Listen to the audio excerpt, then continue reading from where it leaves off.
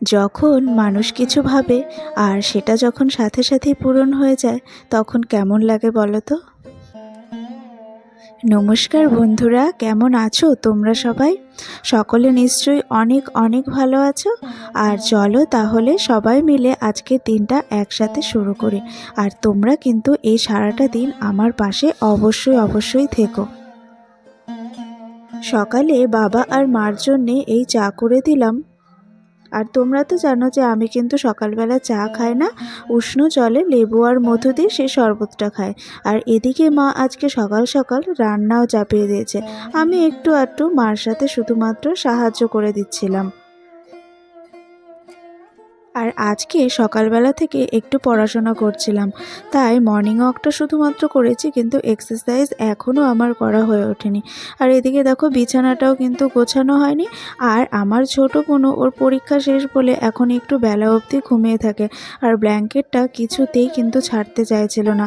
তা আমার তো স্কুলে যেতে হবে, আর ব্ল্যাঙ্কেটটা এইভাবে খোলামেলা থাকলে না, যখন ঘরটা ঝাড় দেবো সেই ধুলোগুলো উড়ে যায়, তো ব্ল্যাঙ্কেটটা নোংরা হয়ে যাবে বলে আমি ব্ল্যাঙ্কেটটা গুছিয়ে রেখে দিলাম। আর ওকে বললাম যে আরেকটা কম্বল মুড়ি দিয়ে থাকতে।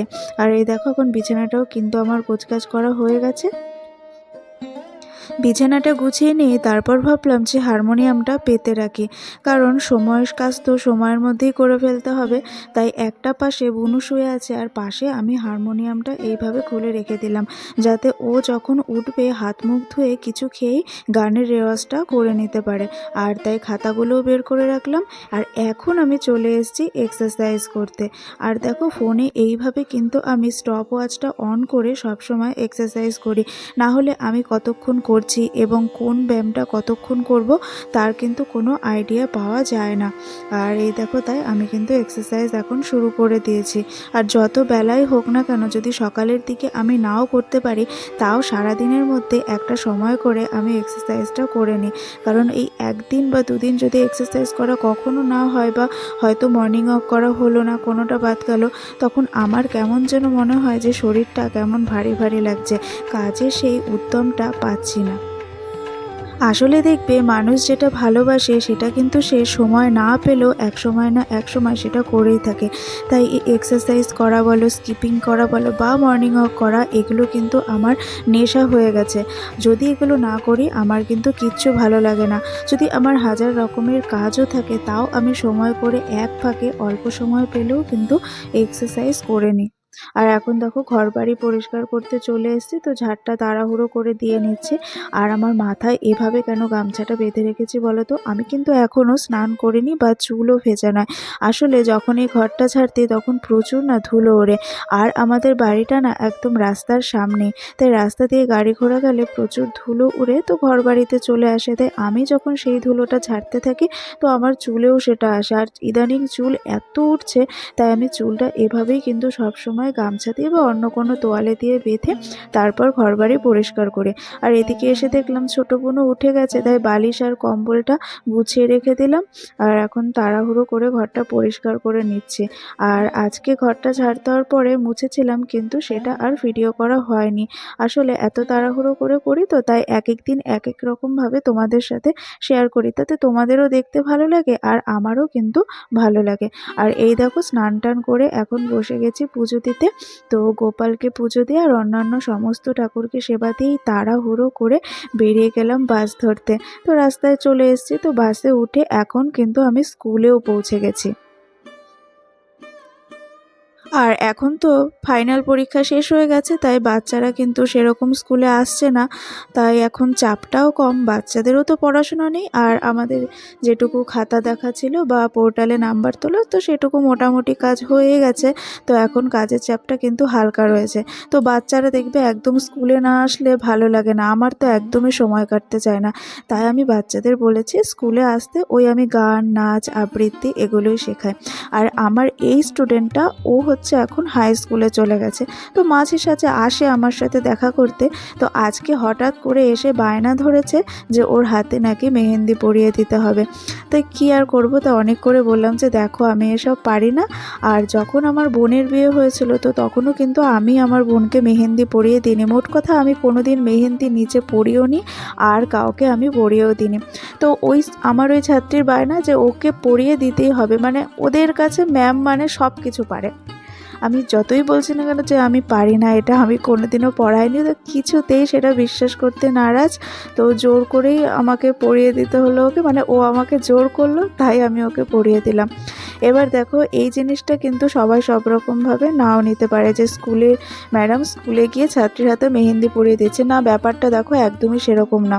এই ফাইনাল পরীক্ষা হয়ে যাওয়ার পর আমাদের খাতা দেখা বা পোর্টালে মার্কস তোলার কাজ অনেকটাই হয়ে গেছে। তো এখন কাজের চাপ বিশেষ নেই। আর এই সময় মার্কস তোলার যে পোর্টাল সেটাও কিন্তু সব সময় খোলে না, তাই এই সময় কিন্তু কাজের প্রেশার খুবই কম থাকে। আবার প্রেশারটা শুরু হয় জানুয়ারি মাস থেকে।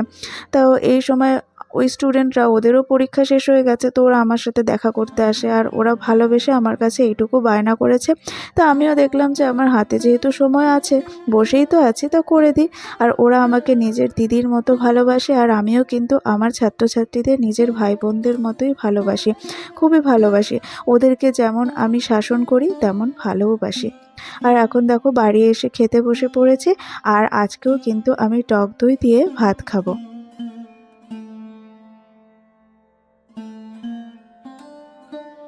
দুপুরবেলা খাওয়া দাওয়া হয়ে যাওয়ার পর নিজের কিছু কাজ করছিলাম আর একটুখানি রেস্ট নিয়ে নিচ্ছিলাম।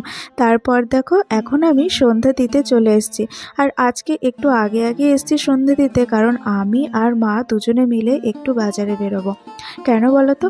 কারণ আমাদের একটা বিয়ের নেমন্তন্ন আছে, তো সেটা আমাদের নিজেদের আত্মীয়দের মধ্যে। তো সেই বিয়ে উপলক্ষে আমাদের নতুন বৌমার জন্য একটা গিফট কিনতে হবে। তো অনেকগুলো দোকান ঘুরলাম, তো অনেক কিছুই দেখলাম। তো আমাদের বাজেটের মধ্যে যেটা আসছে তো সেটাই আমরা নিতে পারবো। যদিও মন অনেক কিছু চাইলেও কিন্তু সবসময় সেটা করা হয়ে ওঠে না, কারণ আজকাল সোনা বা রূপোর কিন্তু অনেকটাই দাম। তো এই দেখো এখন কেনা হয়ে গেছে আমাদের। তো আমি আর মা আবারও কিন্তু বাড়িতে চলে এসেছি। আর বাইরে প্রচণ্ড ঠান্ডা। আর আমার ঠাকুমা এমনিতে কিন্তু বাইরের কোনো জিনিস খান না, কিন্তু ইদানিং তার চিপস লেস বা এই ধরনের জিনিসগুলো খেতে মানে পছন্দ করছে বেশি। তো মা সেই জন্য এনেছিল। আর তারপরেই দেখো আমার মামা অনেক দিন পর আমাদের বাড়িতে এসেছে। আর আজকে আমার মনটা না একটু মিহিদানা লাড্ডু খেতে ইচ্ছে করছিল। তো আমি মিহিদানা লাড্ডু খেতে ভালোবাসি, তো অনেক সময় এটা ইচ্ছে করে কিন্তু সব সময় খাওয়া হয়ে ওঠে না।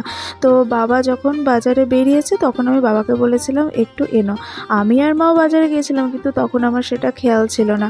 আর আমার মামা আজকে হঠাৎ করে এসেছে, কেন জানি না মামা সেই মিহিদানার লাড্ডু নিয়ে আসলো 1 কৌটো পুরো। আর সেটা দেখে না আমার মনটা একদম আনন্দে ভরে উঠলো। আসলে আমি মনে মনে যেটা চাইছিলাম সেটা যেন হঠাৎ করে এমনভাবে সত্যি হয়ে যাবে আমি সেটা কখনো ভাবতেই পারিনি। আর রাত্রে দেখো আমাদের খিচুড়ি হয়েছিল, কারণ এই ঠান্ডার মধ্যে একটু গরম গরম খিচুড়ি আর তার সাথে ঘ্যাট খেতে কিন্তু দারুণ লাগে। আর খাওয়া দাওয়া হয়ে যাওয়ার পর তারপর বাসন কোসনগুলো মেজে রাখলাম। যতই ঠান্ডা থাকুক না কেন এই রাতের কাজগুলো যদি রাতে করে রাখি তাহলে সকালে উঠে আর কোনো চাপ থাকে না। আর আমার বাবাও কিন্তু পরে মিহিদানার লাড্ডু নিয়ে এসেছিলো, চলো সেটা তোমাদের দেখাচ্ছি। আর এটা কিন্তু আজকে আর আমি খেলাম না, তো এটা রেখেই দেবো, কারণ ওইদিকে মামা যেহেতু 1 বক্স এনেছে তো ওগুলো আগে খেয়ে নিই, তারপর কিন্তু এটা খাবো। তো এটা আজকের মতো এইরকমভাবেই প্যাক করে ফ্রিজে রেখে দেবো। তাই আজকের ভিডিওটা আমি তাহলে এখানেই শেষ করলাম। ভিডিওটা যদি তোমাদের ভালো লেগে থাকে একটা লাইক করে দিও, শেয়ার করে দিও। আর আজকে আমরা কি গিফট কিনেছি সেটা তোমরা অবশ্যই আইডিয়া করে বলো। আর আমার চ্যানেলে যদি নতুন বন্ধু হয়ে থাকো চ্যানেলটাকে সাবস্ক্রাইব করে অবশ্যই পাশে থেকো। টাটা।